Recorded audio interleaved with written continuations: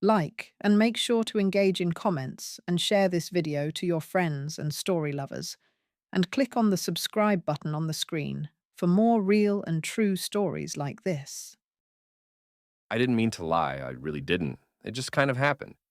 You ever find yourself in a moment where correcting someone feels like it would cause more chaos than just going with it? That's what this was, and I never thought it would go anywhere. I mean, how could it? I was just some guy sitting alone in a department store, waiting for my sister to finish trying on clothes, and then she walked in. Not just any woman.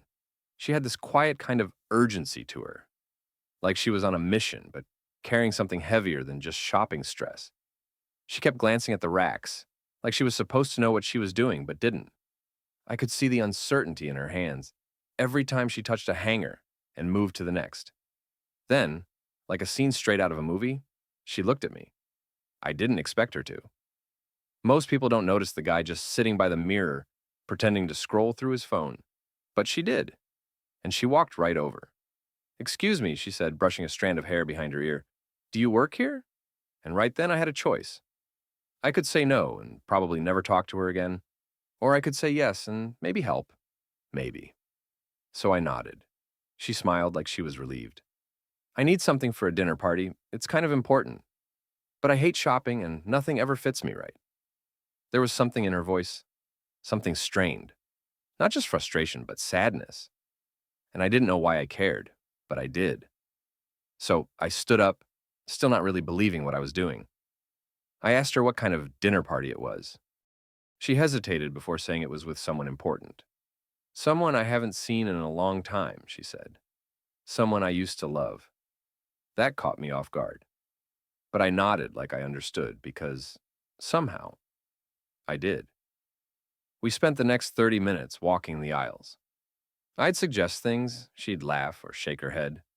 We joked a bit. I told her certain colors would make her eyes stand out more, and she rolled her eyes like she didn't believe me. But she smiled. She had this tired but grateful energy, like no one had paid her real attention in a while. She tried on a few dresses and came out to show me. I gave her honest feedback, probably more honest than a real employee would have dared. And when she finally stepped out in this navy blue off-the-shoulder dress, everything just stopped for a second. I didn't say anything at first. I just looked at her. She looked back, a little nervous. "Is it too much?" she asked. "It's perfect," I said. She turned back to the mirror, and I could see her chest rise just a bit more confidently. She smiled at her reflection the way people do when they see a version of themselves they forgot was still in there. Then she said something I'll never forget. "Thank you for today. I know you're just doing your job, but thank you." And that's when I felt it. The twist in my gut. The guilt. But before I could say anything, she was back in the dressing room. I didn't want to ruin her mood. I didn't want to make it weird. So I never told her the truth. She paid for the dress, thanked me again, and left. That was supposed to be it. A strange, beautiful little moment between strangers. I thought she'd forget all about it by the time the weekend was over. I figured I'd just go back to my normal life and that memory would fade like all the others. But it didn't. I kept thinking about her that night, about how sad she looked at first, how something shifted when she found that dress. I couldn't explain why it stayed with me, but it did. And that would have been the end of the story, except 3 months later, I saw her again. She wasn't wearing that navy blue dress. In fact, she wasn't even shopping. She was standing outside the same Ann Taylor, holding a small white envelope, scanning the storefront like she was looking for someone. And this time, she saw me first.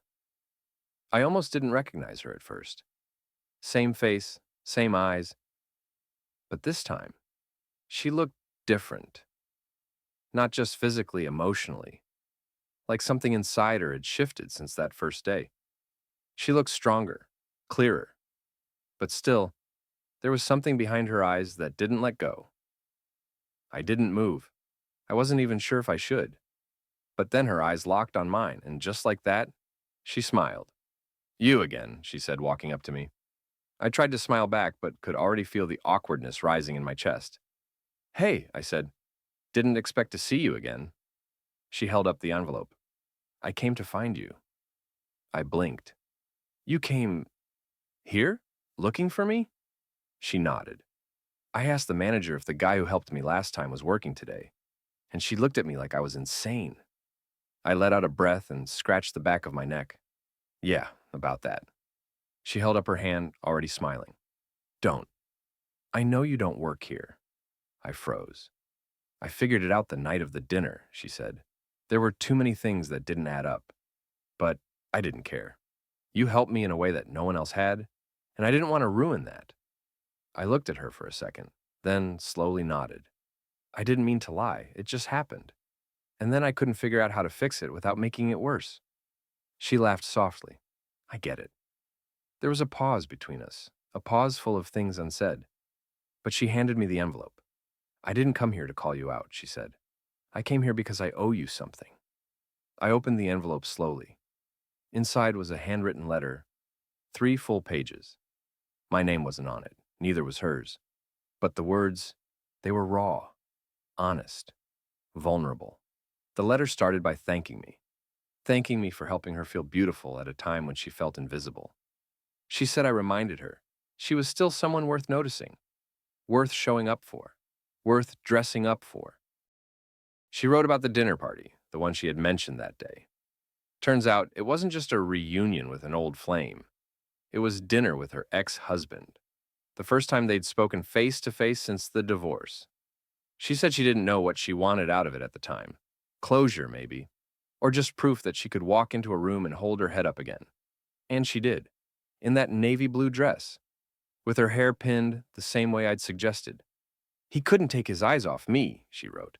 And for the first time in a long time, I didn't care what he thought. I liked how I looked. I liked how I felt. I didn't want to impress him. I wanted to remind myself of who I was. I swallowed hard as I kept reading. She talked about how her confidence that night sparked something in her. She started going out again, talking to people. She picked up painting again, a passion she'd dropped years ago. She started therapy. She called her sister, who she hadn't spoken to in over a year. I know you think you just helped someone pick out a dress, she wrote, but to me it was more than that. You reminded me I still had a pulse. By the time I finished the last page, I wasn't sure what to say. I stood there holding the letter, blinking back whatever emotion was forming behind my eyes, trying to act like I wasn't completely shaken. She gave me a soft smile. I just wanted to say thank you, in person. All I could manage was a quiet, you didn't have to. I did, she said, because that day, you saw me when I didn't even see myself. We stood there in silence for a while. People walked past us, some with shopping bags, some looking for sales, most completely unaware of the moment happening right there on the sidewalk. But for me, it felt like the world had paused. Finally, she glanced down at her hands, then looked back up. There's something else, she said. Something I didn't put in the letter. I raised an eyebrow. She took a slow breath. I wasn't just sad that day because of my ex, or because I didn't feel beautiful. I was sad because I was alone. I'd spent so long pretending I was okay that I forgot what it felt like to just talk to someone. And then she looked me in the eye. But that day, I wasn't alone. You didn't just help me find a dress. You kept me company. You made me laugh. You didn't make it weird or transactional. You made it human. And I swear, I felt something move in my chest. I didn't know what to say to her in that moment. It's not often that a stranger walks into your life, shakes something loose inside you, and then thanks you for it. I thought about how small the moment had felt that day in the store. Me, just sitting on a bench. Her, just asking for help. It wasn't meant to be anything significant. But maybe that's the thing. We never really know which moments are going to matter. Sometimes the life-changing stuff hides inside the most ordinary ones. I looked at her, standing there in front of me, holding the weight of that day and everything that came after. And suddenly it hit me. I didn't just help her that day. She helped me too. Back then I was kind of drifting. Not broken, but definitely lost in some ways.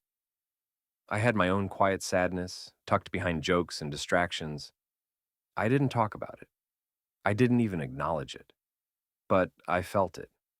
The weight of unspoken things, the pressure to seem okay all the time. Helping her gave me a sense of purpose. Just for that brief window of time, I was needed. I was useful. And not in some big showy way, but in a human way, a way that mattered. So I finally said it. That day meant something to me too. She nodded like she already knew. I asked her what she planned to do next, and she smiled again, wider this time. I'm moving, she said. Not far, just enough to feel like I'm starting over. I'm opening an art studio, nothing fancy, but it's mine. I could see it in her eyes, the excitement, the nervousness, but also the peace. She was doing something for herself finally. And it all started with a dress, with a moment, with someone choosing to care, even when they didn't have to. Then she looked at me, her voice soft. You know, I never even got your name, I laughed. I guess I was too busy pretending to be an employee. We exchanged names finally. And for a moment, I wondered if this was the beginning of something else, something more. But it wasn't that kind of moment. It didn't need to be. It was the kind of moment you carry with you, quietly, privately, like a photo you never post, but always keep close. Before she walked away, she said one last thing. The next time someone mistakes you for something you're not, maybe don't correct them right away. You might end up changing a life again. And just like that, she turned, walked away, and disappeared into the crowd. I stood there for a while, holding that envelope in my hand, thinking about all the tiny decisions that led to that day. How one simple, unplanned conversation created a ripple effect I never could have predicted. It made me realize how many moments we probably let pass by because we assume they're nothing. How many chances to show up for someone we miss because we're too focused on ourselves or too afraid to get involved. But here's the truth. Sometimes the most meaningful things we do don't look meaningful when they happen. They look like small talk, like awkward silences, like helping a stranger pick out a dress. We don't always get to know the impact we have, but that doesn't mean it isn't there. And maybe, just maybe, the best parts of life aren't the grand gestures or the loud achievements, but the quiet, almost invisible ways we show each other we care. So the next time you're in a place you don't expect and someone needs help, even if it feels small or awkward or strange, maybe just say yes. You never know what you'll be giving them. You never know what they might give back. Sometimes we're put in someone's life for just a moment, but that moment becomes the story they tell when everything changes. That day, she thought I worked at Ann Taylor, and for 30 minutes, I pretended I did. But what we both walked away with was something neither of us had been looking for, but both of us desperately needed. That was satisfying, wasn't it? If this story moved you in any way, if it reminded you of someone, or made you think about your own small moments, feel free to tell me about it in the comments section. And also don't forget to like and subscribe for more amazing stories like this.